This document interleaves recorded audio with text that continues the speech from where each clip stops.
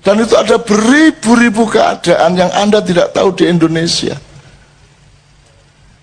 Misalnya ini, kira-kira jumlah koruptor dibanding jumlah yang ditangkap oleh KPK, itu piro ping piro? Roh kan? Gak iso. Jadi begitu banyak hal yang Anda tidak mungkin tahu. Nah, jangan ditambah dengan racun-racun di medsos yang Anda tidak mungkin tahu. Nah, gak mungkin tahu yang nganggo akal sehat. Oh mungkin iki mungkin iki. Iki mungkin. Oh iki gak mungkin ini gak masuk akal. Iku tok. Tapi jangan disimpulkan mana yang benar. Nek subhat ya wis tinggalan. Sing penting kan urip apik di wilayahmu, di perusahaanmu, di kampungmu, di keluargamu. Cukup menurut sebab untuk mengetahui benar secara objektif gak ono dalane rek, gak ono dalane. Kon kapusan kabeh engko. Kapusan. Ini ngomong mitos akeh tapi saya nggak akan ngomongkan. Pokoknya ngene rek, ku mek innama amruhu idza arada syai'an ayakullahu kun fayakun, mek ngono tok. Kon duwe karep muga-muga padha karo pare Gusti Allah. Nek padha berarti kun fayakun, mek ngono tok. Dadi sing penting hatimu temenan. Ojo dicari fakta objektifnya. Wong kon nuntutmu dhewe gak iso kok potret kok. Ya apa kayak jadi bukti material, gak iso nuntut jadi bukti material kan gitu, kecuali melalui saksi. Maka ketika pagi saya turun jam 4 pagi sampai di bawah, subuh kita di tempat mau coba syafaat dan aku mengumumkan kepada khalayak dan kita coba umumkan lewat media juga waktu bahwa mulai hari ini bismillahirrahmanirrahim Merapi tidak erupsi lagi. Kalau nggak salah tanggal 8 November 2010. Lu mulaiku malaikat Gusti Allah gak tega karo aku. Walah nunus kadung umumno. Wis gak watuk meneh, gak meledos meneh. Sakno nek meledos meneh kok Indonesian gitu kan. Akhirnya gak meledos temenan Mas. Mulai tanggal 8 iku wis aman bisa gitu. Itu bukan karena saya mandi. Gusti Allah gak tega karo aku. Walah wis kadung ngomong. Kadung ngumumno engko nek gak kedaden kok lak isin arek iku ngono lho. Dadi kok nek kepengin bojomu duwe motor ndonga, ya Allah kula niki kepengin ngibur bojo kula cek mosok sepeda okrek yo duwe motor elek-elek ngono kan. Terus Gusti Allah suatu hari gak teko oh alasakno wis kadung janjane bojone kok gak duwe dhuwit gak tuku motor dikei karo Gusti Allah ngono rek ya. Ngono ya carane ya. Carane ndonga ngono ya janjenono bojomu dik pokoke tak tamasakno sampean dik. Tak jak umroh sampean. Ngono ya. Kepethuk ndek Mekah. Maksudnya umroh berangkat dhewe-dhewe kepethuk ndek Mekah. Gak ngejak iku jenenge rek. Oke, berikutnya. Iya, selanjutnya masalah overdosis dalam medsos. Saya minta sabar ikut ya, tapi intinya itu kan nomor kunci utamanya kan akal sehat. Urip iki mek ana telu rek, mesti bener, mesti salah, gurung mesti bener, gurung mesti salah. Mek telu iku tok. Nek di hadis kan al halalu bayyinun wal haramu bayyinun wa ma bainahuma mustabihat mutasyabihat wa aktsarun nasi la ya'lamun, dan kebanyakan manusia tidak tahu. Dan pertanyaan Anda adalah pertanyaan dari kebanyakan manusia yang tidak tahu mana yang halal, yang haram, yang hak, yang batil kan gitu kira-kira. Nah, kita tidak bisa Mas. Kon gak roh janjane ya apa kok Habib Rizik nang Mekah. Gak iso carane roh ya apa kon. Iku bener lah gak karo Firza iku. Gak emah iku sapa? Iku peristiwane awale ya apa? Kon gak mungkin roh. Ya apa caramu roh? Karena arwah hasilnya pengumuman itu. Terus enggak dilungkas Habib Rizik diusahano oleh Pak Tito untuk pulang misalnya. Lho itu biar lapas tersangka. Ya tak gak? Lapas tersangka Habib Rizik. Kok mari ngono oleh nang luar negeri? Siapa sih ngeculno iku? Iki tersangka temen ta? Nek tersangka temen juga oleh metu teko Indonesia lah ngono. Lah kok oleh kok terus nang Mekah? Janjane ya apa kita teni ya apa cara muruh aku takon. Takon sapa kon? Citok iku tok ae. Takon sapa kon? Gak ono sumbere. Dan itu ada beribu-ribu keadaan yang Anda tidak tahu di Indonesia. Misalnya gini, kira-kira jumlah koruptor dibanding jumlah yang ditangkap oleh KPK iku piro ping piro? Roh kon. Gak iso. Jadi begitu banyak hal yang Anda tidak mungkin tahu. Nah, jangan ditambah dengan racun-racun di medsos yang Anda tidak mungkin tahu. Nah, gak mungkin tahu yang nganggo akal sehat. Oh mungkin iki mungkin iki. Iki mungkin. Oke, gak mungkin ini gak masuk akal. Iku tok. Tapi jangan disimpulkan mana yang benar. Nek subhat ya wis tinggalan. Sing penting kon urip apik di wilayahmu, di perusahaanmu, di kampungmu, di keluargamu. Cukup menurut sebab untuk mengetahui benar secara objektif gak ono dalane rek, gak ono dalane. Kon kapusan kabeh engko. Kapusan. Nanti tolong Sabrang nambahi ya. Oke. Berikutnya, nanti saya selesai terus Sabrang nambahi beberapa hal. Iya, selanjutnya beda penjajahan dulu dan sekarang. Jelas Sabrang lagi tadi sudah diomongkan dikit, ini Sabrang yang jawab terus. Ya. Selanjutnya masalah mimpi dengan ketemu dengan Mbah Nun. Iki ya gampang-gampang angel iki. Engko kok arane aku iki senengane ngleboni awakmu pas turu ngono kan. Yoga rek jan itu semua ciptaan Allah, semua rekayasa Allah, semua iradah dan amrullah. Saya itu hanya bagian dari kehendak Allah, Anda juga bagian dari kehendak Allah. Yang kita cari bukan kebenaran saya datang benar ke mimpimu apa tidak, tetapi bahwa Allah nyambung antara awakmu nang karo aku lak ngono. Iki sing pasti. Awakmu disambung karo aku awakmu disambung awakmu karo aku siji. Fakta yang kedua yang pasti benar adalah kalimat itu harus saya respon. Bahwa Al-Quran itu ada 2 dimensi, ada 3 dimensi. Sing gak bener adalah ngomong aku iki wis 3 dimensi, gak mungkin aku ngomong ngono. Gak mungkin aku ngarani aku iki wis makrifat rek. Gak mungkin aku ngomong ngono lah. Aku tahun ketemu Nabi Khidir nganggo serban kayak Pangeran Diponegoro. Gak tahu, gak kira aku ngomong ngono iku. Aku paling bayangno Pangeran Diponegoro iku nek jajal nek helman ya apa. Jadi aku gak mungkin ngomong, tapi ilmu yang saya omongkan di mimpi Anda itu dalam tanda petik bisa kita cari kebenarannya. Bahwa selama ini Al-Quran kita perlakukan secara akademis. Jadi misalnya ini, sing sopan ya opo, nek ngomong tentang Allah Rasulullah, ternyata kesimpulannya adalah yang sopan menurut balai bahasa. Wahai manusia, siapakah engkau? Ngono to sing sopan. Rek, ngono gak sopan. Lah ngono sih saiki. Arek-arek kabeh, oleh ta gak nerjemahno ngono iku secara lisan. Menungso kabeh ya apik ya. Tapi selama ini sopan tidak sopannya kepada Allah ditentukan sebenarnya oleh regulasi dari balai bahasa.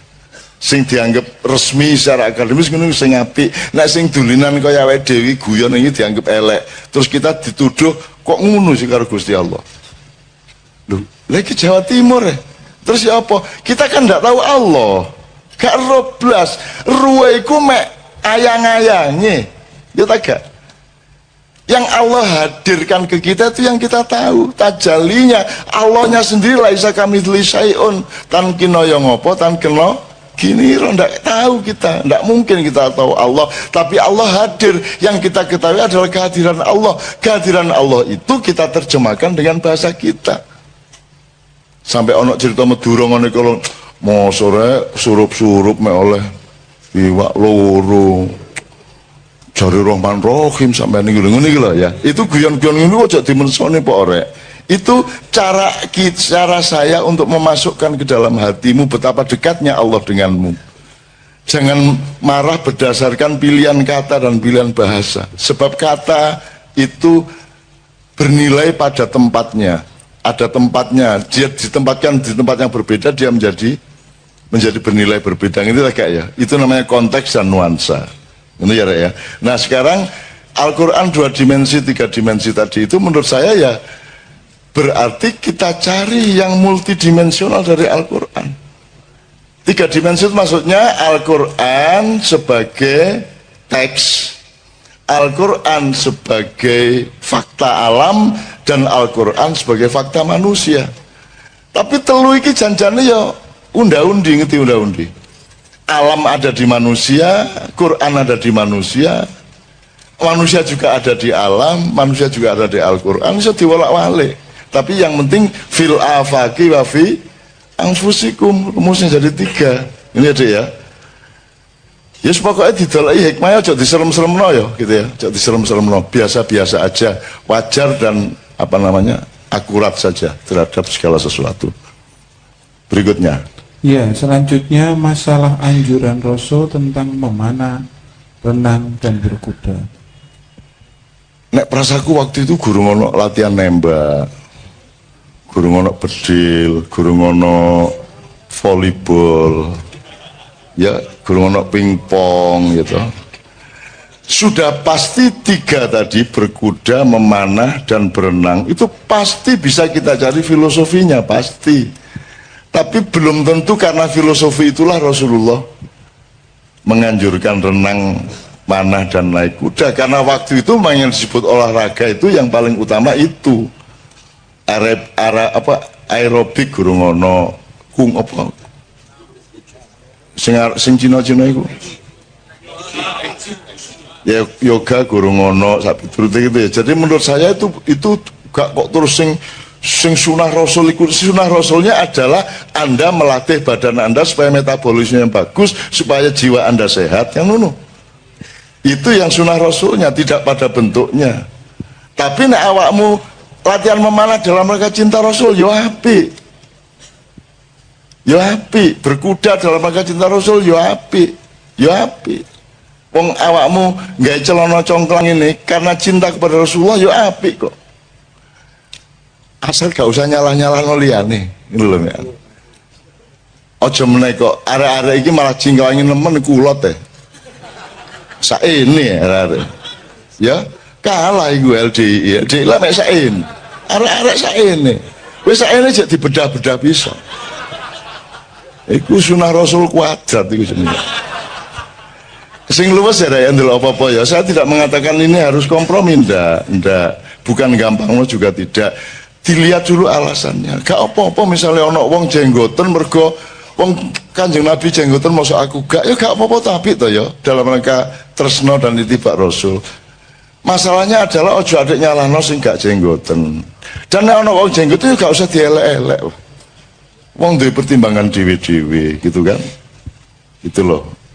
Urip iku pokoke ombone gak karu-karuan, luas gak karuan, ojo nyacat-nyacat temen-temen gitu ya. Nek kon terus fanat, jenggot kudu jenggot, nek gak jenggot kabeh iku misalnya ya. Lah wong Yahudi ya jenggotan kabeh kan. Ya rabi-rabi itu jenggotan kabeh. Jadi itu sangat relatif secara budaya. Jadi kembali ke niatmu apa? Niatmu apa? Misalnya kamu lesu kok kayak waktu deh gini ya apik dalam rangka mengenang Kanjeng Nabi ya apik ae. Gak masalah. Gitu loh, gak masalah, tergantung niatnya. Al-amal binniyah, ngono ya. Oke, wis larut iki Mas Islami. Masih ada 2 sebetulnya.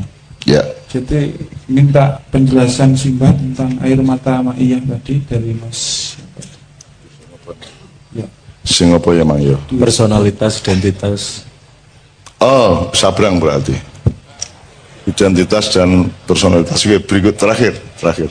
Yang terakhir yaitu dari Mas Indra, baiknya saya itu nikah dulu atau membangun karakter? Oh, karier, membangun karier. Oh iya, karier. Jane ngene iki gak ono rumus rek. Awakmu sing iso ngukur awakmu dhewe, ya. Nek teori tentang seseorang bisa tidak berlaku untuk orang yang lain.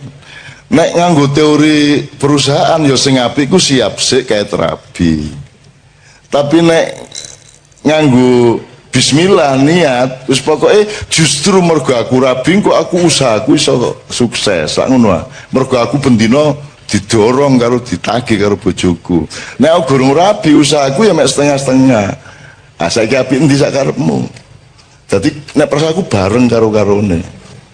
Yo karier iku yo apa sih rek? Apa karier iku? Pokoknya kon kerja keras tekun, jangan menghardik waktu. Menghardik waktu artinya jangan keset.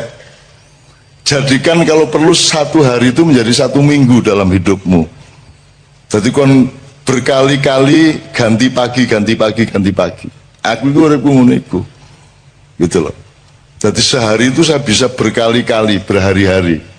Karena saya kerja keras terus. Apa sebabnya kon kadang-kadang kok kesuwen sih? Mergo kon gak lapo-lapo. Nek kon kepengin uripmu efektif, bahagia, kerja keras. Ojo kekerasan, kerja keras. Gitu ya. Hard work, tapi ojo workaholic. Workaholic itu artinya mabuk nyambut gawe ya ojo lah. Nah wong Jawa duwe rumus nyambut gawe gini, ada kreasi dan rekreasi. Nek wong barat, nek pas musim dingin iku kreasi ya Bang ya. Nek pas musim panas rekreasi. Nek wong Jawa kapan dingin kapan panas wong gak jelas. Maka teori kita berbeda. Kita kreatif harus kita berkreasi harus dengan perolehan rekreatif juga. Karena dengan berkreasi kita bahagia, kita gembira, jadi rileks. Tapi kalau kita rekreasi harus kreatif. Nah iso, ojo rekreasi melaku tok, nyanyi tok, harus ada kreativitasnya. Nah Kiai Kanjeng ini kan sangat rekreatif dalam kreasinya dan sangat rekreatif dalam kreasinya. Sangat rekreatif gitu. Hina menghina satu sama lain. Ku nek wis mlebu bis wah wis cangkeme kaya ngono iku. Dan mereka itu saling hina satu sama lain. Salah satu keindahan hidup mereka itu. Dan juru hina nomor 1 sing tukang bass yo. Kalau sing tukang gitar itu juru hina. Wah banget nek ngelokno kancane. Tapi mereka bahagia satu sama lain dengan itu.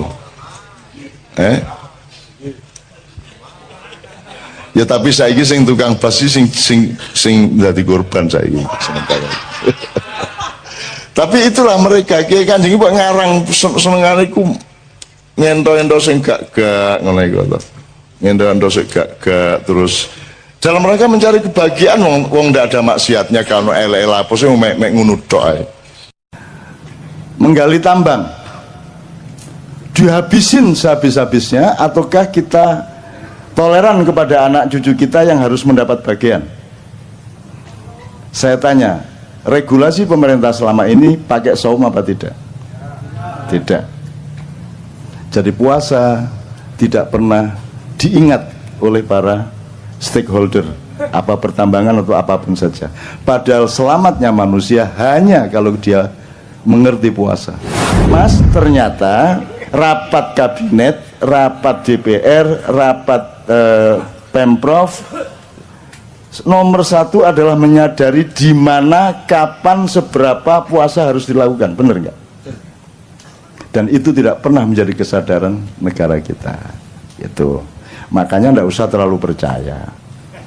Itu. Kamu milih yang baru yang kayak apapun ternyata juga nggak puasa. Kan sudah berkali-kali toh. Itu. Tapi saya dengan penuh kesabaran mendengarkan perdebatan mengenai hal-hal yang saya sudah lama tidak percaya. Tapi tidak ada masalah. Tidak ada masalah. Saya sangat sabar untuk mendengarkan hal-hal yang ngopo jaga-jaga. Oke. Ya aku ndak anti, aku lapo anti-anti. Itu loh. Antimo tak. Dari dulu kan saya sudah tidak setuju. Lah yang dulu milih siapa? Lah kok sekarang sambat ke sini? Lah yang milih Jokowi dulu siapa? Lah kok sekarang dibicarakan di sini? Kita di sini syahadatnya jelas. Allah, Muhammad, yang lain nanti dulu. Kan begitu? Kan jelas. Kita ndak ganggu, silahkan mau kamu ambil, mau kulum, kok mut, kok kerakoti, lah karepmu. Tapi kalau kita disuruh mengakui itu urusan lain, gitu loh. Kalau yang diakui itu sudah cetok, bojoku tak akoni, bapakku tak akoni, Gusti Allah tak akoni, Kanjeng Nabi tak akoni, anakku tak akoni, ya toh, konco-konco tak akoni, liyane kok sih. Nanti dulu, apamu, apaku, awakmu itu. Kok aku kudu ngakoni awakmu, kan gitu. Jadi aku Ya seneng-seneng ae ngrungokno cacakne ya seneng-seneng. Tapi ya gak ono gunane ngomongin iki lho kene. Anda punya kehendak, saya punya kehendak, dan Allah punya kehendak, dan Allah menyatakan percayalah bahwa yang berlaku adalah kehendak Allah Subhanahu wa taala. Nah, jadi saya mohon sama Allah, ya Allah ini anak-anak udah setor takbiran. Jadi tolonglah yang punya keinginan-keinginan yang sudah ngempet itu dikabulkan. Itu ya. Amin ya rabbal alamin. Oke, pertama. Jadi kita resume sedikit pengetahuan dasar mengenai takbir, puasa, Idul Fitri, hari raya dan seterusnya. Beberapa hal aja ya untuk nginget-inget aja. Biasanya kalau Idul Adha itu takbirannya bisa sebulan penuh. Tapi kalau Idul Fitri sehari. Artinya sesungguhnya Id yang lebih agung di mata Allah itu Idul Adha, bukan Idul Fitri. Itu ya. Jadi kita agak terbalik. Ya tapi tidak apa-apa, Indonesia terbalik itu sudah kerjaannya ya. Terutama di bidang politik dan pemerintahan. Memang sudah hafal, seluruh penduduk langit sudah hafal. Oh, kalau yang terbalik itu namanya Indonesia gitu. Wis ora apa-apa, Singapura wae. Sing dilebokke swarga kabeh ning neraka 300 tahun. Kedua, ini sudah Idul Fitri, sudah hari keberapa ini? Hari ke-7 kok kita masih takbiran, ini normal enggak? Enggak pernah toh biasanya, tapi masih boleh enggak? Takbiran tuh tiap hari juga boleh. Kalau perlu Anda tiap hari takbiran gitu ya. Jadi biarin orang kampung anggap Anda orang gila, memang gila. Takbiran tiap hari. Jadi daripada rengeng-rengeng, karena salah satu teorinya adalah nanti takbiran itu menghimpun tenaga Anda. Tapi kalau Anda mendengarkan lagu-lagu apa pop, rock, apa semua macam-macam, itu belum tentu menghimpun tenaga. Jadi jangan lakukan, jangan dengarkan, jangan lihat, jangan alami apapun yang tidak menghimpun tenaga hidupmu. Kalau yang menghabiskan tenaga, menyerap tenaga, itu Anda rugi. Jadi saya selalu menghitung. Makanan saja saya hitung hanya kalau dia menambah himpunan tenaga hidup saya, jasmani maupun rohani. Kalau dia tepat, maka himpunan tenaga jasmani akan memproduk himpunan tenaga rohani. Demikian juga tenaga rohani akan dialektis berakibat pada tenaga jasmani. Itu. Nanti kita dengan manusia syahwat ini kita harus mengenali teori dasar mengenai jasmani rohani ini apa toh jane? Ini dikotomi apa gradasi apa? Ini kita harus kenal gitu. Nanti soal yang dibicarakan mengenai pilkada segala macam itu akan tidak ada gunanya kalau Anda tidak mengenali dasar-dasar dari hidup Anda sendiri gitu. Oke, nomor 2 soal hari raya dan puasa. Anda kalau di desa dulu kan kalau mau puasa malamnya kan diajari bapak-bapak ibu-ibu di musola kan nawaitu saumal ghadi an adai fardhi syahri ramadhana hadhihi sanati fardhon lillahi ta'ala itu zaman dulu. Kalau sekarang pakai rap gitu kan. Nah itu som khoti itu kira-kira saya tidak tahu lah. Cuman yang ingin saya omongkan dari kalimat ini itu kan kalimat bikinan kita sendiri. Nawa itu artinya aku berniat, pasten ya, saum puasa besok pagi atas dasar keikhlasan saya kepada Allah gitu. Nah di dalam Al-Quran tidak ada disebut saum tapi siam, gitu, siam Ramadan. Jadi kenapa kok niat Anda nawaitu saumal ghadi kok tidak nawaitu siamal ghadi? Ya enggak apa-apa sebenarnya, enggak ada masalah. Jadi saya ini bukan sedang mempermasalahkan. Cuman kalau ngerti bedanya hidung sama bulunya kan lumayan daripada nggak ngerti bedanya kan gitu kan. Kalau sudah ngerti bedanya ini jempol kaki, ini jempol tangan kan agak lebih selamat hidupnya daripada Anda tidak ngerti bedanya jempol Anda sama hidung Anda kan gitu kan. Jadi gini, jadi kalau saya menafsirkan, siam itu adalah prosedur atau syariat untuk melakukan puasa, tidak makan, tidak minum dan memasukkan apapun, tidak melakukan sejumlah hal yang biasanya boleh dari subuh sampai maghrib, itu siam. Maka Ramadan disebut ar-Ramadhanu madrasah. Jadi Ramadan itu adalah diklat, pendidikan kilat 1 bulan. Anda dilatih untuk kembali melakukan siam dari pagi sampai sore, gitu ya. Kalau saum itu segala hal yang sifatnya menahan diri. Sampean sebut satu hal, apa perilaku, apa kerjaan, apa produksi, apa kerjaan, untuk apa saja yang tidak ada unsur menahan dirinya, Anda sebut satu saja. Satu saja kerjaan yang tidak ada unsur menahan diri, yang tidak ada unsur mengendalikan diri, yang tidak ada unsur membatasi diri. Satu kerjaan kalau ada. Naik motor, ngegas, ngerem, berarti puasa, saum. Apalagi istri,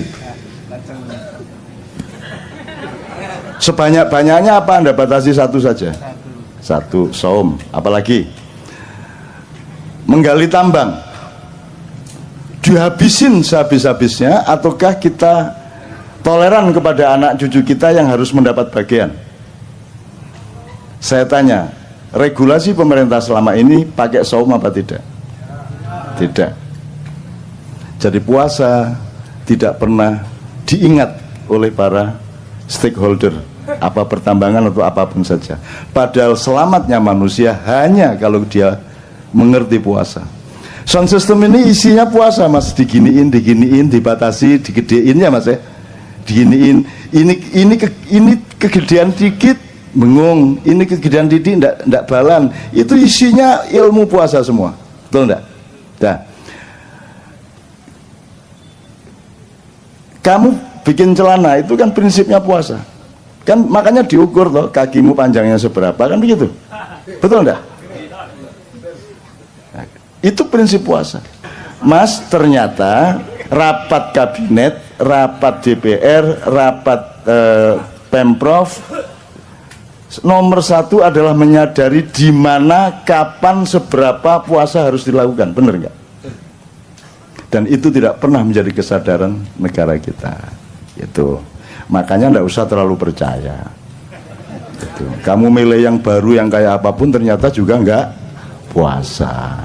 Itu kan sudah berkali-kali toh. Itu. Tapi saya dengan penuh kesabaran mendengarkan perdebatan mengenai hal-hal yang saya sudah lama tidak percaya.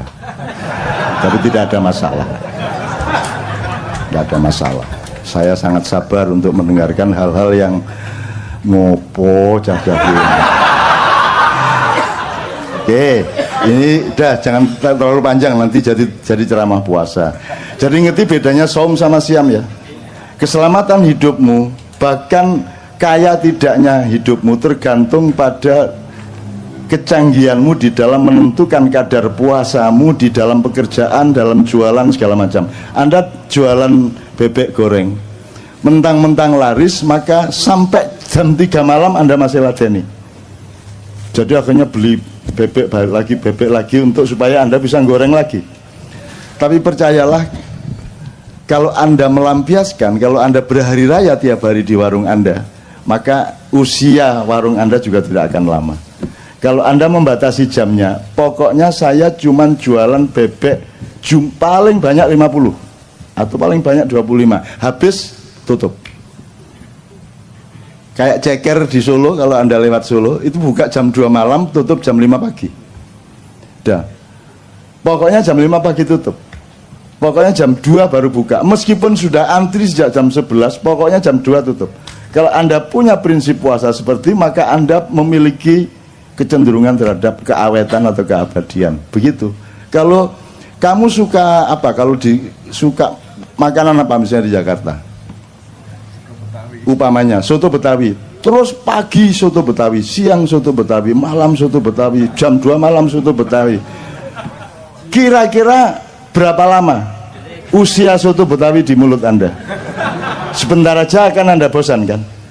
Nah, jadi puasa sebenarnya adalah alat yang paling utama untuk mencapai keabadian. Itu ya itu salah satu contoh aja. Oke. Jadi sudah jelas ya puasa bedanya. Siam adalah diklat Ramadan. Kalau saum artinya adalah apa saja dalam hidup di mana kamu menerapkan prinsip untuk membatasi diri, menahan diri. Regulasi itu apa? Regulasi itu kan menghitung sesuatu secara akurat, secara tepat. Itu namanya puasa. Kan gitu, Mas. Coba mentang-mentang seneng sama istrimu kok keloni ya bendino. Esok kelon, awan kelon, sore kelon. Katanya ngantor sih dilu ngadeg duluan. Suwe-suwe bosen dewe mari ngono kan. Kan gitu. Maka harus ada puasa. Maka Rasulullah mengatakan makanlah kalau lapar dan berhenti makan sebelum kenyang, maka kamu akan sehat dan lebih lama keawetanmu, gitu ya Rek ya. Terus imsak. Di sini kalau imsak tandanya apa di Jakarta? Pakai teriak imsak gitu. Oh pakai sirine. Sirine. Enggak dong, kalau sirine itu buka. Oh bapak ibu-ibu gitu. Kalau di Jogja imsak gitu ya. Dari masjid besar Jogja itu Pak Jundi namanya itu, lagunya gitu imsak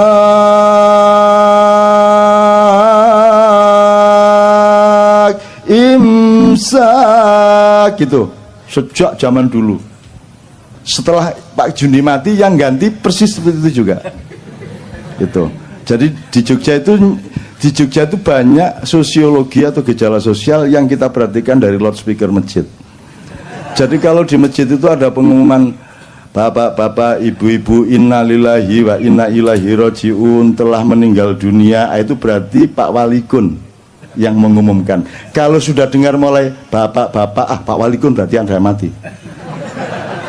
Begitu ada dengar suara Pak Walikun berarti ada yang mati. Sampai pada suatu hari bapak ibu-ibu loh, kok bukan suara Pak Walikun, berarti yang mati loh. Nyeneng no, hidup itu nyeneng. Dengerin gitu tuh aja sudah seneng kok. Biar gubernur siapapun itu loh.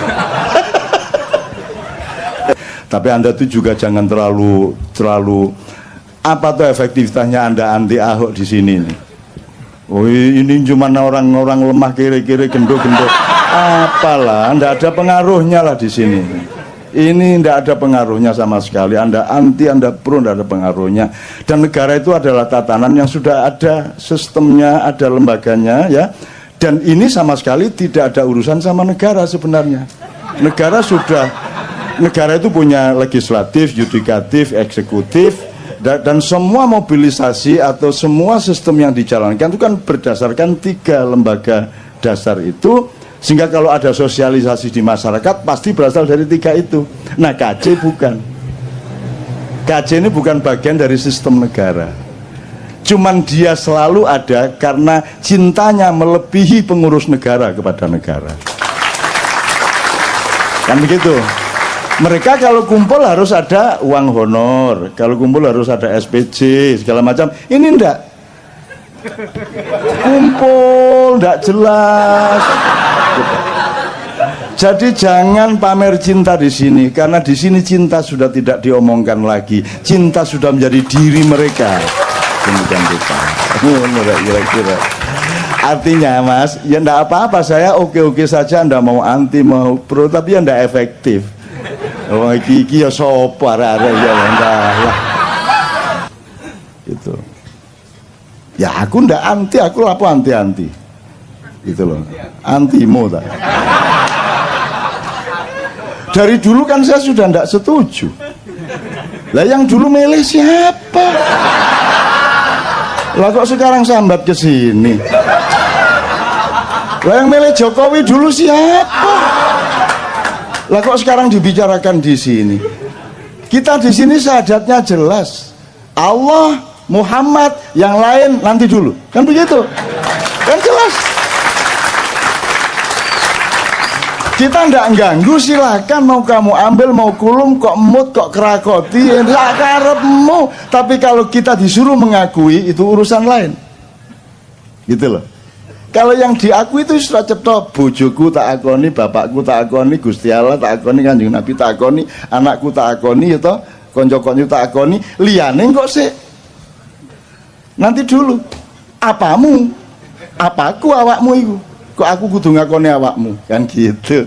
Jadi aku ya seneng-seneng ae ngrungokno cacakne, ya seneng-seneng. Tapi ya gak ono gunane ngomong-ngomong lho ngene. Tapi wis ya, tapi jadi ini yang namanya kenduri cinta loh. Kita ndak anti, kita cuma ngomong kok. Jadi tak tambah dikit ya. Ini puasa belum selesai loh ya. Ini puasa belum. Artinya saya ngomong puasa belum selesai. Oke, kita belok ke sini sedikit, sekedar untuk referensi. Jadi iblis itu dulu kan gelisah. Loh, ini Adam, kata Allah kan diciptakan sebagai khalifah di bumi. Kan gitu. Ini ja'ilun fil ardi. Lah kok ditaruh di surga? Siapa ini? Siapa yang naruh di surga? Bener nggak? Kan di bumi. Kok di surga? Yang cemas malah iblis. Aneh toh. Jadi yang taat sama Allah sebenarnya siapa? Bingung tak kon ya. Nah akhirnya iblis berusaha bagaimana caranya melakukan subversi untuk masuk surga, berusaha supaya membawa Adam ke tempat yang seharusnya, kan begitu, sesuai dengan pilkada dan hasil-hasilnya, kan gitu. Nah ternyata begitu dia mau masuk surga ada naga sangat besar. Wah ini ngelawan naga agak lama juga ini. Akhirnya si iblis pakai ilmu sirep. Terus si ininya ngantuk, naganya terus menguap. Begitu naga menguap, iblis masuk mulutnya, bleng. Terus dia lari pagi di dalamnya, cukup, menunggu si naga nanti beol. Terus dia ikut tainya. Begitu keluar, ekor naga itu ada di dalam surga. Oh, no. Baru dengar. Oh, saya juga ngarang kok ya. Loh, tapi silakan bantah kalau bisa. Terus begitu masuk surga ternyata ada pasukan lain. Pasukannya itu burung-burung, terutama burung-burung merak. Tapi itu dah tidak saya ceritakan. Pokoknya intinya sampailah dia ke Adam. Emang Adam makhluk bodoh sehingga bisa dipengaruhi iblis? Kan Allah mengatakan inna khalaqnal insana fi. Adam lebih unggul apa lebih rendah dari iblis? Lebih unggul.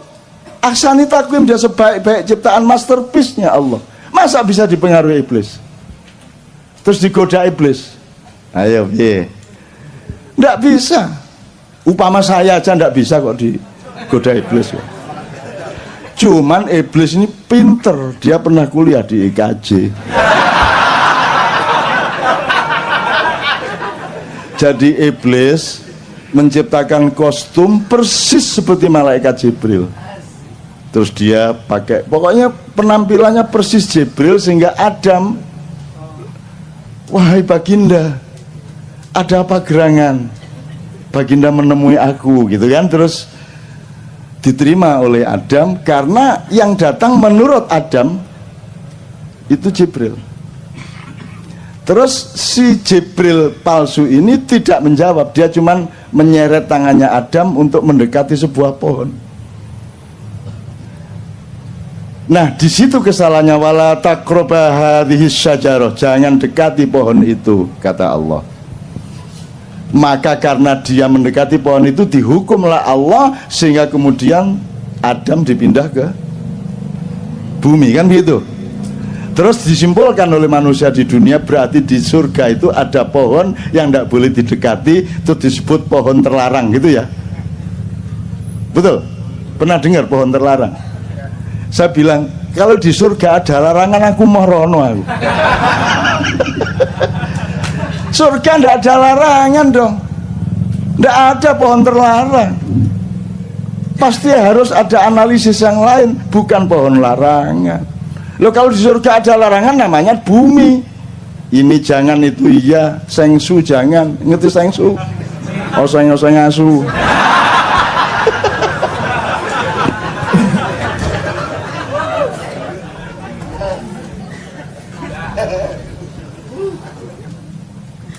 Kok jadi cerita surga kayaknya.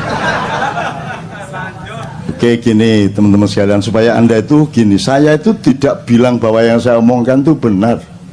Saya itu ingin memberantas GR-nya setiap manusia di dunia, bahwa begitu dia ngomong, meskipun dia yakini, dia pikir itu benernya bener. Padahal setiap yang kita omongkan itu kebenaran relatif, dan mungkin nanti sore, besok pagi kita menemukan kebenaran yang lebih benar, betul enggak? Jadi semua yang saya omongkan itu juga jangan dianggap benar. Bahan saja, siapa tahu melalui omongan ngawur saya itu Anda oleh Allah diberi hidayah untuk menemukan kebenaran. Kan gitu. Jadi jangan percaya sama saya. Sebodoh-bodoh manusia adalah yang percaya kepada saya. Salahmu dewe.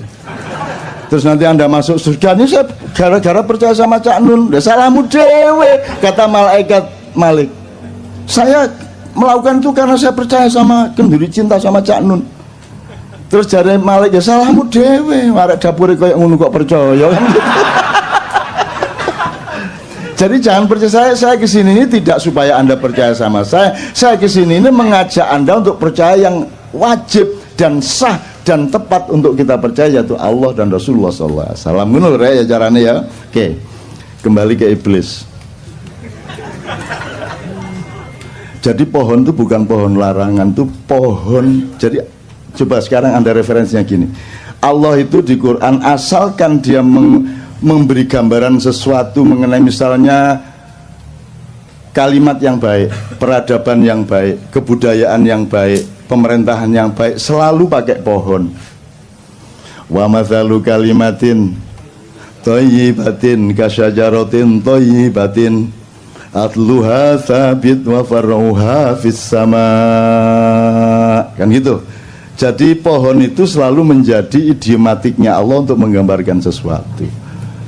Jadi pohon yang didekati Adam itu karena Adam masih baru akan sekolah di dunia. Kamu jangan dekat-dekat kepada pohon yang kamu tidak akan paham. Itu S3-nya surga.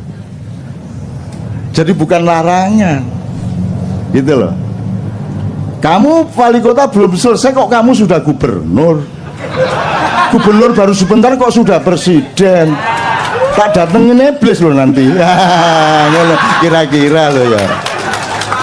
Ya aku nggak ngomongin siapa-siapa, aku cuma memberi gambaran-gambar bahwa asosiasimu ke sana memang benar. Tapi kan saya nggak ganggu toh. Saya kan nggak ganggu, saya nggak pernah ngapa-ngapain, saya oke-oke saja. Saya tidak ada urusan sama dunia ini, kamu telan semuanya, aku nggak ada masalah. Gitu loh. Kalau aku anti korupsi, aku tidak eman emasnya, tidak eman duitnya. Tidak boleh aku eman duit atau emas. Yang aku eman adalah kenapa engkau berbuat jahat sehingga akan merugikan dirimu, merugikan anakmu, keluargamu, dan masa depanmu di depan Allah Subhanahu wa Ta'ala. Kan gitu. Oke, yuk iblisnya sudah ya, teman-teman sekalian. Kita kembali ke puasa. Jadi sekarang imsak tadi ya, imsak. Jadi imsak itu kapan waktunya? 10 menit sebelum azan subuh. Coba ini jawaban kayak begini ini bagaimana coba? Coba ini pekok banget orang. Lah masa dire imsak itu waktunya kapan? Dia bilang 10 menit sebelum azan subuh. Coba bagaimana tuh jawabannya? Imsak itu dari subuh sampai maghrib. Bagaimana sih? Imsak itu artinya Anda membatasi diri, menahan diri. Tumsiku, Anda mengendalikan. Imsak itu pengendalian. Jadi imsak itu waktunya dari subuh ke maghrib. Ayo kok tadi jawabnya 10 menit sebelum zuhur. Lara-ara iki. Loh, wong kamu itu urusan satu kata belum beres mau ngurusi Ahok, itu bagaimana? Ya enggak apa-apa, ini guyon deh. Cinta tanpa guyon itu kan bagaikan roti tanpa sambel, ya apa aja.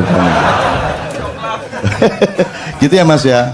Maka sebenarnya saya sayang sekali kemarin Ramadan tidak bisa ke KJ karena giliran sama Leto sama Noe. Sebenarnya saya ingin kasih saran Anda untuk melakukan ijtihad dan eksperimentasi di masjid Anda masing-masing di kampung. Jadi imsak itu ketika 10 menit sebelum subuh itu kan memperingatkan sebentar lagi kamu harus menahan diri. Jadi sebenarnya kata-katanya imsak itu mengingatkan bahwa nanti kamu harus imsak. Bukan ini sudah imsak, bukan. Nah begitu Allahu Akbar, imsak dimulai. Kan gitu? Jam 7 imsak, 8 imsak, 9 imsak, siang imsak sampai jam 4 sampai baru nanti jam 6 kurang dikit baru imsaknya selesai. Jadi saya itu ingin menyarankan Anda mulai Ramadan depan itu sebanyak-banyaknya ucapkan imsak di masjid. Jadi Anda kalau mulai jam 11 mulai agak lapar, Anda ke masjid imsak. Dah 3 kali gitu ya. Terus nanti jam 1 udah lapar-laparnya itu Anda ke masjid lagi untuk supaya memberi semangat kepada orang yang berpuasa. Imsak gitu. Terus jam 3 itu juga sudah mulai wah buka masih lama gitu. Jadi lemes itu ucapkan lagi serentak. Imsak itu. Ya kira-kira orang sekampung keluar semua dibawain cangkul, ndasmu dipakai. Padahal benar nggak yang Anda lakukan? Benar dah. Makanya kebenaran di depan atau di tengah orang yang tidak mengerti kebenaran itu akan menjadi keburukan. Kan begitu. Jadi kalau ada yang berani mencoba saya seneng loh itu. Saya seneng ya. Seneng aku. Kalau ada yang berani, masya Allah, ya Allah. Kalau Anda mati syahid, yes.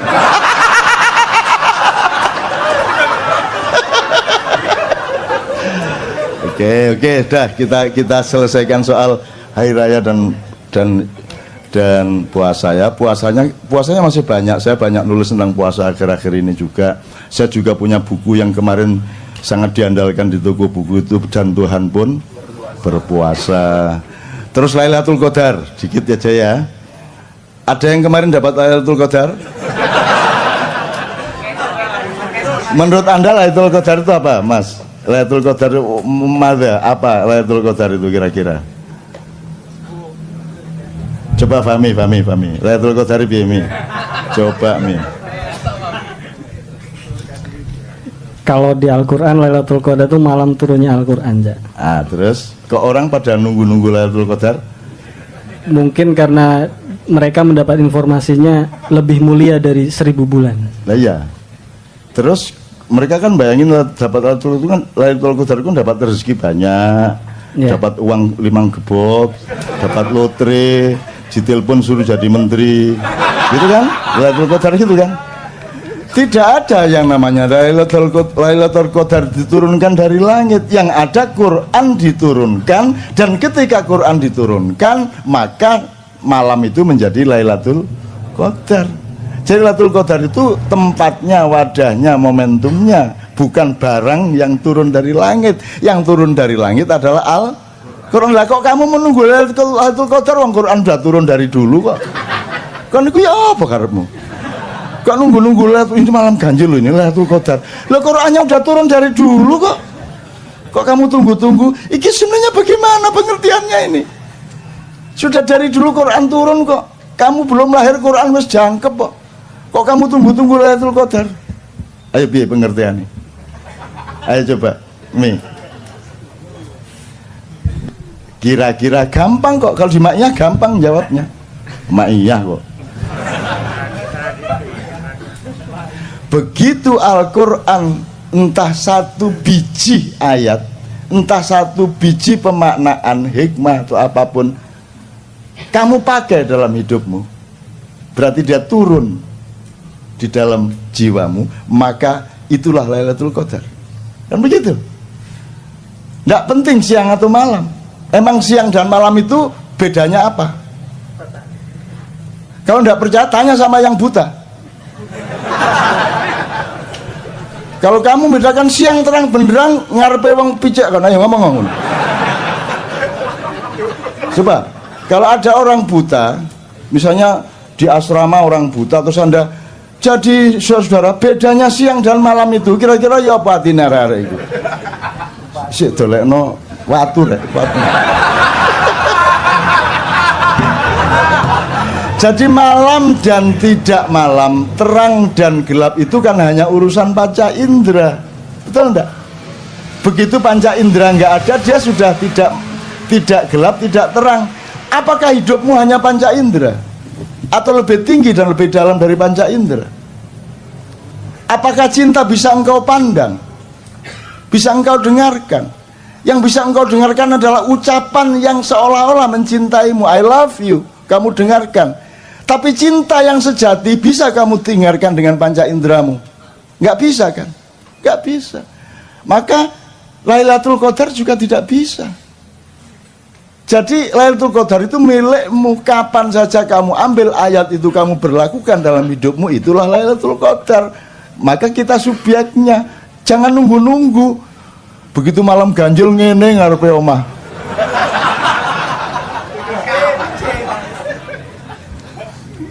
Ditekani jin kapok kono. Itu Lailatul Qadar. Sekarang kita cicil lagi, ini seneng aku gudong-gudong ini. Lah ya wong kok ngawur ae. Seneng-seneng. Saya tanya, jadi kamu seneng-seneng tanggal 1 Syawal itu? Kok seneng? Berarti kamu mangkel loh sama Ramadan. Kurang ajar gak oleh mangan. Jancuk arek-arek ini. Akhirnya Idul Fitri, ya kan gitu kan. Lah kok kamu di WA ngakunya Ramadan, jangan tinggalkan aku. Ndak semua. Ayo. Lah kok kamu bilang hari raya, berarti kamu sedang merayakan sesuatu. Apa yang kamu rayakan? Ngaku aja. Yang kamu rayakan pada 1 Syawal itu apa? Karena kamu pagi-pagi boleh ngopi, itu kan? Gitu. Ngaku aja. Lah iya. Terus mari ngono konser. Sedih hatiku. Karena Ramadan akan berlalu.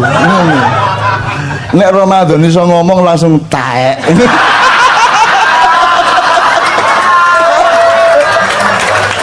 Maka jadi fitri itu ada dua makna epistemologisnya, harfiahnya. Satu, fitri dalam arti keaslian, genuinitas, originalitas, kefitrian, aslimu itu seperti itu. Alhamdulillahirrabbilalamin. Maju mendesak ke depan, enggak apa-apa ya. Bismillah. Coba 1 kali takbir, karena Anda 3 Allahu Akbar, Allahu Akbar, Allahu Akbar, la ilaha illallah, Allahu Akbar, Allahu Akbar, walillahil hamd. Alhamdulillah. Hujan baik atau buruk tergantung Anda, tidak tergantung hujannya. Kalau Anda husnudzon, ya Allah, ini tanda bahwa Allah ikut bergembira atas kegembiraan kita, dan Allah memberkahi, mengabulkan apa yang ada di dalam hati Anda, maka insya Allah hujan ini merupakan tanda kabulnya doa-doa Anda. Ini ya, oke, bismillah. Oke, terusin ya, oke, supaya agak ini saya tak berdiri. Ya, bismillah. Saya mohon maaf, saya tidak bisa melindungi Anda dari hujan. Saya sudah tawar tadi hujannya, tapi aku tidak bisa melindungi mereka. Wajah hujan, lo jangan dilindungi. Wong aku ini datang untuk mengantarkan rahmat Tuhan, gitu. Aku ya udah terusin, kalau sing terus ngono aku. Itu sampai mana tadi? Fitri ada 2 macam. Maka ada Idul Fitri kembali ke kesejatian dalam arti kekeluargaan. Anda mudik, ya toh?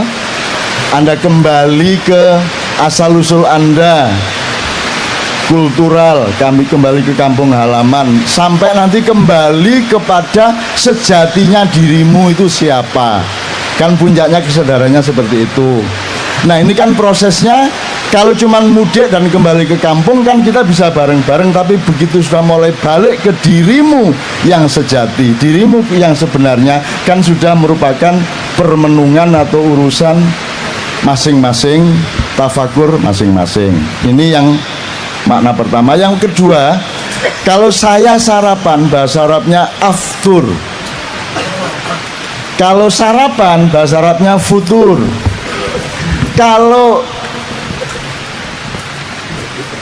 makan entah siang, entah sore, entah malam itu, jadi Idul Fitri itu juga berarti kembali makan. Bahasa Jawanya mbadok maneh.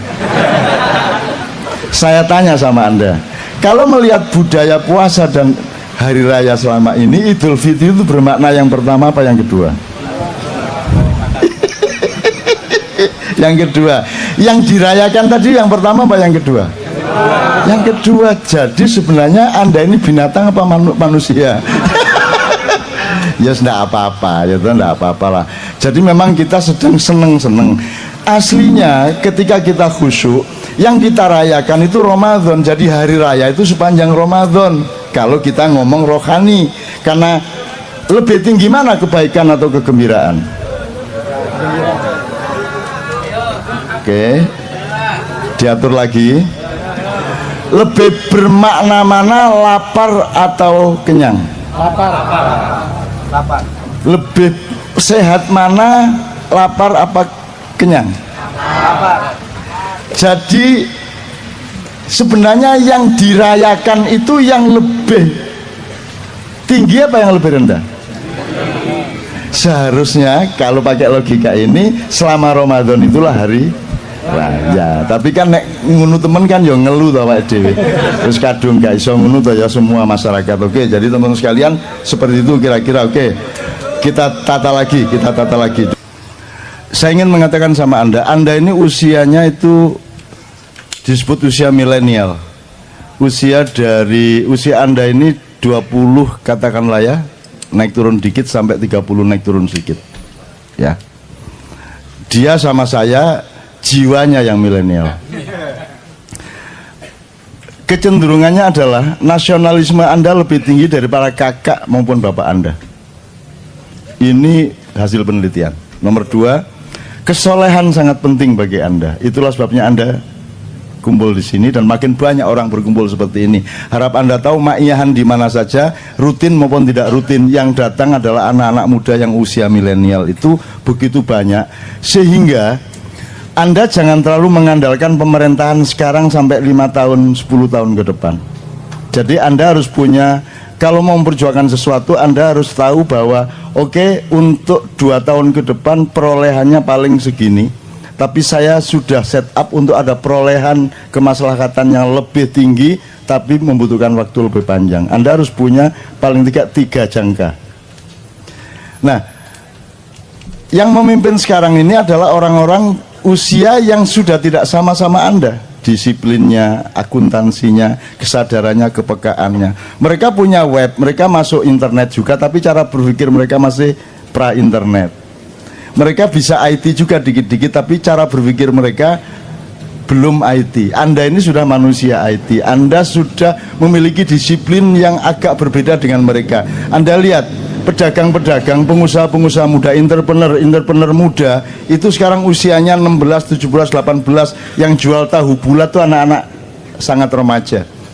Jadi kita akan punya Indonesia masa depan insya Allah lebih bagus karena manusianya satu, kesolehan penting bagi mereka. Nomor 2, nasionalismenya lebih tinggi. Nomor 3, entrepreneurship-nya lebih tinggi daripada kakak dan bapak mereka. Dan mereka inilah orang-orangnya. Jadi saya tidak menghitung yang sekarang-sekarang ini. Kalau sekarang ini kan sudah, coba yang bisa bikin puisi terlanjur judulnya. Udah apa saja kasih kata terlanjur. Tinggal kamu daftar. Ngerti nggak maksud saya? Apa wis? Bagaimana keadaanmu sekarang? Ya, terlanjur. Gimana gubernurmu? Ya, terlanjur. Presidenmu? Ya, terlanjur. Pokoknya semua. Gimana ibadahmu selama ini? Ya, terlanjur, kacau kemarin. Nah, kita tidak hanya hidup sekarang, kita akan hidup 5 tahun lagi, insya Allah 10 tahun lagi. Dan Anda akan memimpin Indonesia 10-15 tahun lagi. Dan Indonesia akan pasti lebih baik. Dan mereka yang sekarang menguasai Anda tidak dengan mudah seperti mereka menguasai pemimpin-pemimpinmu hari ini. Mereka sekarang hamba sahaya dari dragon-dragon. Tapi Anda bukan hamba sahaya. Anda adalah manusia Indonesia baru. Anda punya cara bergerak. Jadi kan saya pernah pesan 4 ya. 1, akidah dan akhlak. Jadi ketuhanan dan moralmu harus beres. Nomor 2, Anda harus militeristik kepada diri Anda.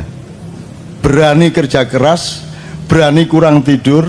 Dan Anda saya latih toh untuk tidak tidur. Ya toh? Seluruh Indonesia loh ini, kayak gini nih. Sampai sekarang anak SMP, anak SD sudah ikut maiyahan. Dan jam 3 pagi masih gitu. Anak SD. Ya, Anda lihat sendiri di mana-mana, di Gresik, di Malang, di mana begitu. Anda Kopassus Anda dan jaga. Anda punya jiwa militer kepada dirimu sendiri, tapi Anda adalah penyayang kepada orang lain. Itu ya, itu syarat yang kedua. Syarat ketiga, Anda harus paham akuntansi. Anda harus punya muhasabah. Anda punya perhitungan berbeda dengan kemarin. Sekarang anak-anak masih kuliah sudah bisa kaya raya melalui bisnis online, melalui ada inovasi-inovasi baru, panganan macam-macam, baru-baru semua, betul enggak? Ono kodok campur gatul, ono semua macam-macam. Makanan baru macam-macam. Itu jangan dilihat makanannya, dilihat bahwa ada gejala kreativitas baru pada anak-anak muda. Dan itu di mana-mana, Mas. Di mana-mana, Mas. Anda ke Jogja sekarang, itu perkembangannya 3-4 kali lipat dibanding 5 tahun yang lalu. Karena anak-anak muda. Makanya saya senang ketemu Anda supaya saya tidak terlalu ketinggalan zaman. Dan saya sedang ngecek diriku, kalau aku masih kompatibel padamu, berarti aku masih tidak saya nggak kudet. Lawannya kudet apa? Jadi saya juga tidak boleh, saya juga harus bisa ngoprek. Saya juga bisa harus smartphone, tidak hanya jailbreak. Itu saya install Android di iPhone. Mau apa kamu? Kamu pikir tidak bisa? Kamu pikir nggak bisa? Kamu jangan terlalu remehkan saya. Saya dulu ketika komputer baru mulai kira-kira 90-an pertengahan, itu baru DOS. Jadi komputernya gede, disketnya tuh gede gini, 256 kilobyte. Itu untuk DOS, masukin nanti C-prom ditarik, masukin CD-WS atau C-write untuk ngetik tik. Belum ada mega. Setahun kemudian baru ada disket 1,2 megabyte. Dan yang bisa cuma saya di seluruh kantor Detik waktu itu. Bukan detik.com ya, detik waktu detik manual. Dan ini karena teman-teman tidak mau belajar. Pokoknya saya yang dimintai tolong untuk booting DOS, setelah itu masukin C-write atau Anda kan tidak pernah tahu WS sama C-write. Pernah tahu dulu-dulu. Ya. Terus kalau di DOS itu kan ada aransemen, ada auto exec bat. autoexec.bat itu kan Anda tinggal ngurut, adalah tak kasih setiap komputer, ada sekitar 30 komputer di kantor itu, saya kasih autoexec.bat ini booting, terus tak kasih gambar telanjang. Jadi begitu booting jeglek langsung mudo. Cak piye iki?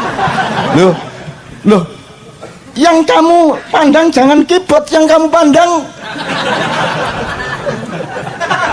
layarnya. Tak isi gambar telanjang itu. Jadi mereka bingung piye carane. Nah, itu kan pendidikan untuk supaya mereka belajar. Bukan soal gambar telanjangnya. Meskipun iya juga. Dan itu ada beribu-ribu keadaan yang Anda tidak tahu di Indonesia. Misalnya ini, kira-kira jumlah koruptor dibanding jumlah yang ditangkap oleh KPK, itu piro ping piro? Roh kan? Gak iso. Jadi begitu banyak hal yang Anda tidak mungkin tahu. Nah, jangan ditambah dengan racun-racun di medsos yang Anda tidak mungkin tahu. Nah, gak mungkin tahu yang nganggo akal sehat. Oh mungkin iki mungkin. Oke, gak mungkin ini gak masuk akal. Iku tok. Tapi jangan disimpulkan mana yang benar. Nek subhat ya wis tinggalan. Sing penting kon urip apik di wilayahmu, di perusahaanmu, di kampungmu, di keluargamu. Cukup menurut sebab untuk mengetahui benar secara objektif gak ono dalane rek, gak ono dalane. Kon kapusan kabeh engko. Kapusan. Ini ngomong mitos akeh tapi saya nggak akan ngomongkan. Pokoknya ngene rek, ku mek innama amruhu idza arada syai'an ayakul lahu kun fayakun. Nek ngono tok. Kon duwe karep muga-muga padha karo pare Gusti Allah. Nek padha berarti kun fayakun. Nek ngono tok. Dadi sing penting hatimu temenan. Ojo dicari fakta objektifnya. Wong kon nuntut model gak iso kok potret kok. Ya apa kayak jadi bukti material, gak iso untuk jadi bukti material kan gitu, kecuali melalui saksi. Maka ketika pagi saya turun jam 4 pagi sampai di bawah, subuh kita di tempat mau coba syafaat, dan aku mengumumkan kepada khalayak dan kita coba umumkan lewat media juga waktu bahwa mulai hari ini bismillahirrahmanirrahim Merapi tidak erupsi lagi. Kalau nggak salah tanggal 8 November 2010. Lho ngono iku malaikat Gusti Allah gak tega karo aku. Walah nunus kadung ngumumno. Wis gak watuk meneh, gak meledos meneh. Sakno nek meledos meneh kok Indonesian gitu kan. Akhirnya gak meledos temenan Mas. Mulai tanggal 8 iku wis aman bisa gitu. Itu bukan karena saya mandi. Gusti Allah gak tega karo aku. Walah wis kadung ngumumno, engko nek gak kedaden kok lak isin arek iku. Ngono lho. Dadi kok nek kepengin bojomu duwe motor ndonga. Ya Allah, kula niki kepengin ngibur bojo kula, cek mosok sepeda okrek. Yo duwe motor elek-elek ngono kan. Terus Gusti Allah suatu hari gak teko, oh alasakno wis kadung janjane bojone. Kok gak duwe duit gak tuku motor dikei karo Gusti Allah ngono rek ya. Ngono ya carane ya. Carane ndonga ngono ya janjene bojomu dik pokoke tak tamasakno sampean dik. Tak jak umroh sampean. Ngono ya. Kepethuk ndek Mekah. Maksudnya umroh berangkat dewe kepethuk ndek Mekah. Gak ngejak iku jenenge rek. Oke, berikutnya. Iya, selanjutnya masalah overdosis dalam medsos. Saya minta nanti saya berangkut ya, tapi intinya itu kan nomor kunci utamanya kan akal sehat. Urip iki mek ana telu rek, mesti bener, mesti salah, gurung mesti bener, gurung mesti salah. Mek telu iku tok. Nek di hadis kan al halalu bayyinun wal haramu bayyinun wa ma bainahuma mutasyabihat wa aktsarun nasi la ya'lamun, dan kebanyakan manusia tidak tahu. Dan pertanyaan Anda adalah pertanyaan dari kebanyakan manusia yang tidak tahu mana yang halal, yang haram, yang hak, yang batil kan gitu kira-kira. Nah, kita tidak bisa Mas. Kon gak roh janjane ya apa kok Habib Rizik nang Mekah. Gak iso carane roh ya apa kon. Iku bener lah gak karo Firza iku. Kak Ema iku sapa? Iku peristiwane awale ya apa? Kon gak mungkin roh. Ya apa caramu roh? Karena arwah hasilnya pengumuman itu. Terus enggak dilungkas, Habib Rizik diusahakan oleh Pak Tito untuk pulang misalnya. Lho itu biar lapis tersangka. Ya tak gak? Lapis tersangka Habib Rizik. Kok mari ngono oleh nang luar negeri? Siapa sih ngeculno iku? Iki tersangka temen ta? Nek tersangka temen juga oleh metu teko Indonesia lah ngono. Lah kok oleh kok terus nang Mekah? Janjane ya apa kita teni ya apa cara muruh aku takon. Takon sapa kon? Citok iku tok ae. Takon sapa kon? Gak ono sumbere. Dan itu ada beribu-ribu keadaan yang Anda tidak tahu di Indonesia. Misalnya ini, kira-kira jumlah koruptor dibanding jumlah yang ditangkap oleh KPK, itu piro ping piro? Roh kan? Gak iso. Jadi begitu banyak hal yang Anda tidak mungkin tahu. Nah jangan ditambah dengan racun-racun di medsos yang Anda tidak mungkin tahu. Nah gak mungkin tahu yang nganggo akal sehat. Oh mungkin iki mungkin iki. Iki mungkin, oke gak mungkin nek ngene gak masuk akal. Wis kutok, tapi jangan disimpulkan mana yang bener.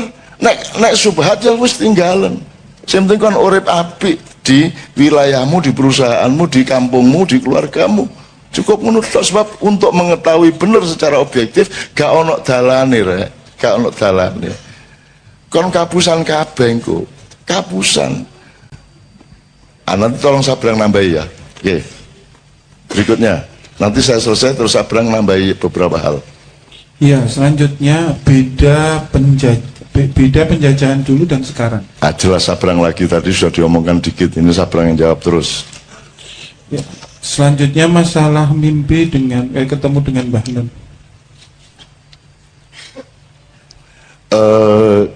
Iki ya gampang-gampang angel iki.